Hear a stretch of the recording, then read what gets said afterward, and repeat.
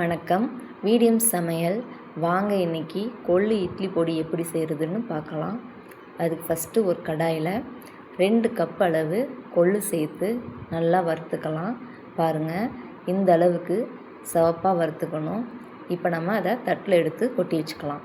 அடுத்ததாக ஒரு 1/4 கப் உளுந்து சேர்த்து அதையுமே நல்லா செவக்க வறுத்துக்குவோம். அதையும் தட்டில் கொட்டி வச்சுக்குவோம்.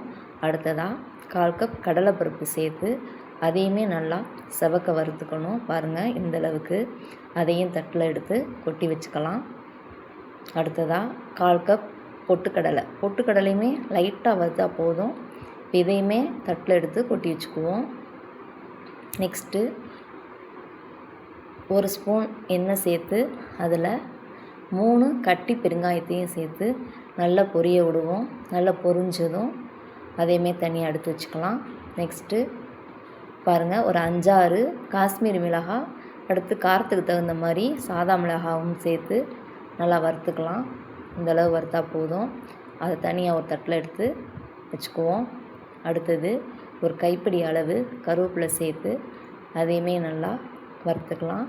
கூடவே இட்லி பொடிக்கு தேவையான உப்பும் சேர்த்து கல்லுப்பு சேர்த்துருக்கேன். இப்போ நான் ஸ்டவ்வை ஆஃப் பண்ணிடுவேங்க. ஆஃப் பண்ணிட்டேன். பாருங்கள், அந்த சட்டி சூட்லேயே நல்லா வறுத்துடலாம். இப்போ நம்ம ஃபஸ்ட்டு மிளகாவை அரைச்சிக்குவோம். மிளகா கூட பெருங்காயத்தையும் சேர்த்து கட்டி பெருங்காயம் எடுத்துருக்கோம் இல்லையா, அதையும் சேர்த்து நல்லா அரைச்சிக்குவோம். அடுத்தது மற்ற ஜாமான் எல்லாத்தையும் சேர்த்து அதையும் நல்லா அரைச்சிக்கலாம். பாருங்கள், இப்போ நம்ம இட்லி பொடி ரெடி ஆயிடுச்சு. ரொம்ப டேஸ்ட் நல்லா இருக்குங்க.